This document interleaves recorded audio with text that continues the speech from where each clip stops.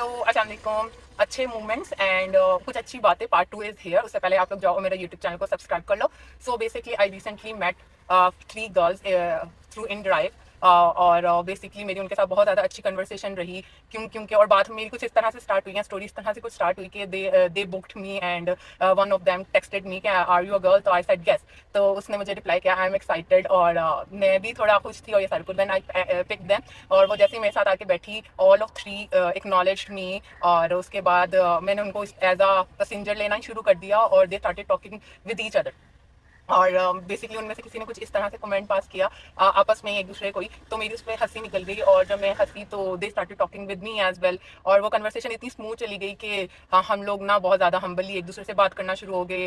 We started sharing stuff with each other. यहाँ पे एक बात जो मैं मेंशन करूंगी, हर दूसरा बंदा जो आपसे मिलता है वो आपका फ्रेंड नहीं होता है। You don't need to share your personal stuff with anyone, लेकिन if you are feeling like तो you can do it. So don't जज मी ऑन दिस थिंग।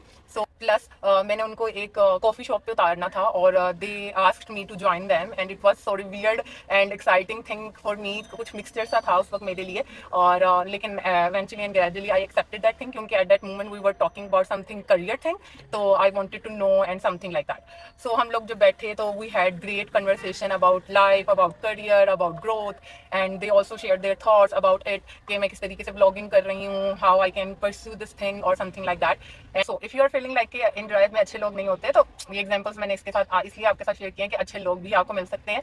तो हमेशा निकलने से पहले अपने लिए दुआ करें, खुदा से अपने लिए मांगे और सफ़र की दुआ पढ़ के निकलें ताकि आपको अच्छे लोगों के साथ पाला पड़े।